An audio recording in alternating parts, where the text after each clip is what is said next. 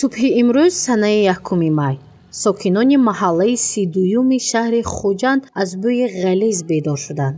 оби ташноб аз чоҳак берун шуда то 500 метр поён ҷорӣ гардид. баробари ба гардиши ягодка баромадани оби ифлоси ташноб, майдончаҳои атрофи биноҳои баландошёна бо оби ташноб шодоб шуданд.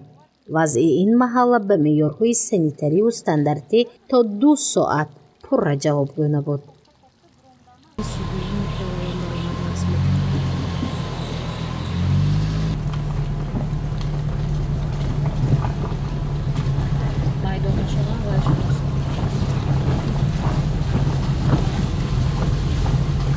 гурӯҳи кории барномаи иттилоотии хабар дар маҳаллаи 32-юм микрорайони шаҳри хуҷанд қарор дорад ки эҳтимол қубури оби ташноб сурохӣ шудааст ва оби ташноб ки аз худ бӯи ғализро медорад то гардиши ягодка омада расидааст ки тақрибан наздик 500 метрро ташкил медиҳад.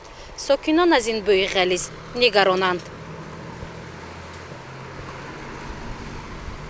пас аз муроҷиати сокинон ба корхонаи воҳиди давлатии коммуналии хуҷанд-обуканал ва махсусан муроҷиати хабарнигорони шӯъбаи иттилоотии телевизиони симои мустақили якум, гурӯҳи фаврии махсус ташкил карда шуд то ҳодисаи нохуши ногаҳонӣ сари вақт бартараф карда шавад. роҳбарияти ин коргоҳ пас аз огоҳӣ ёфтан аз ин ҳолат ба масъулин супориш дод ки гурӯҳи корӣ аз хадамоти шабакаи садамавӣ ба ҷои ҳодиса рафта вазъро зери назорат гиранд.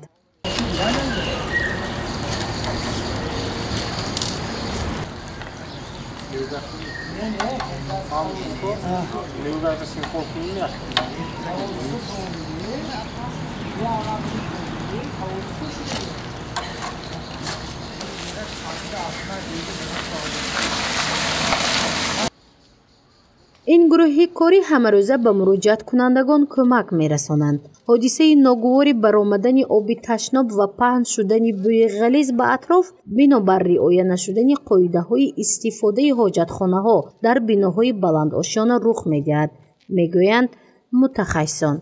ҳамчунин таъкид мекунанд ки бояд маърифати аҳолӣ, махсусан меҳмонон ки аз минтақаҳои дурдаст меояд баланд карда шавад то аз чунин ҳолатҳои ногаҳонии ногувор пешгирӣ гардад. Dani turbo onda dambe meşa میبرد. چیزهای یافتی تو؟ من مخصوص سالفتی خداش پاکت همون سیو پرکلات کرد من میخوام چیزو تو باکلاشکی کاغذوشم پاتو کنده چهره همه چهره ممتاز میراد دیگر جون نمیرود تو درسخونش میشپاند ممتاز آدمو اوقاتم پاتو اوقاتم تو میبرد. масъулини корхонаи воҳиди давлатии хуҷанд-обуканал мегӯянд ки бригадаи гурӯҳи хадамоти шабакаи садамавӣ дар як рӯз то 15 маротиба ба минтақаҳои шаҳри хуҷанд рафта вазъҳои ногуворро ба мӯътадил меоранд. ин кор дар асоси дархост ва аз рӯи нақшаи корӣ сурат мегирад. сабаби зиёд будани ҳолати ногуворро ба паст будани маърифати аҳолӣ ба истифодаи ҳоҷатхонаи биноҳои баландошёна медонанд. بسیار رخ دادن صدمه‌های بسیار در حدود شهر میباشد. سبب اساسی این کهنه شدگی نه. کهنه مولدتر این میکرانوهای 32 به خودش 50-55 سال شدگی. لکه اساسیش این استفاده بری همین سیستم کانالیزاسیون خودش. از همین اونیتا سر کرده، از همون سر کرده استفاده تو هم خبرها باید استفاده بری رو دونن.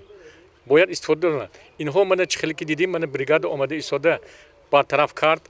البته این ناراضگی از طرف اهالی میشود که بر وقت تلفن نبرداشتی یا به وقت برداشتی به وقت آمدی میگن در یک شبانه روز تا 15-20 صدمه ها برطرف پیدا میشود.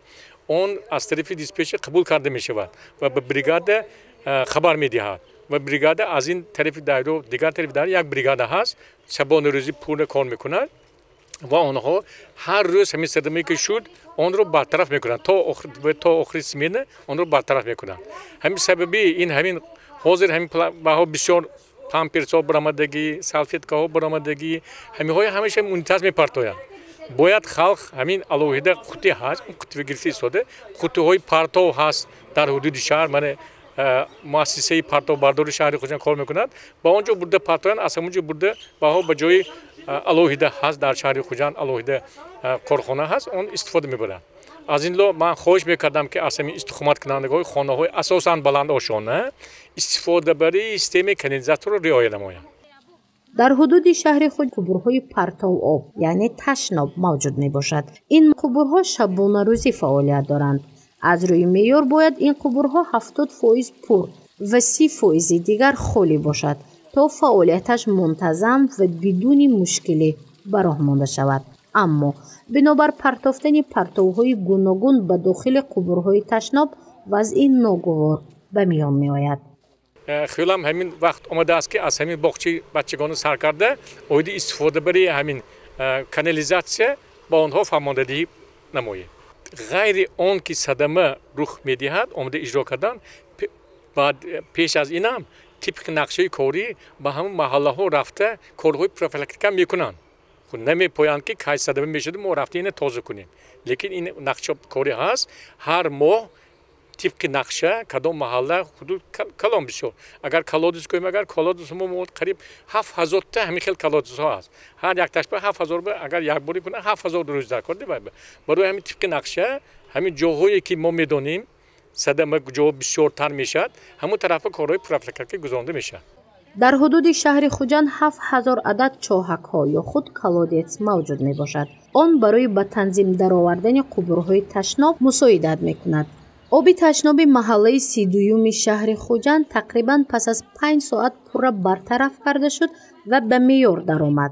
نوبست از این متخصصان کارخانه واحدی دولتی خوجند آبوکانال از مهمانان و ساکنان و باشندگان خوجند دعوت به عمل می‌آورند که به حاجتخانه یا خود اونیتازی بیناهای بلند آشانه، سالفیتکا، کاغذ، مواد پلی اتیلنی یعنی سلفان اینچنین به کلاشکه‌های آب‌های تشنه‌شکن و متاها را نپرتایند. در عکس حال وضع نگران کننده و بی‌ضبط خواهد بود. گزارش مفتونشکر و نعیم جان ایوبов عبدالله خولباев برای برنامه اطلاعاتی خبر.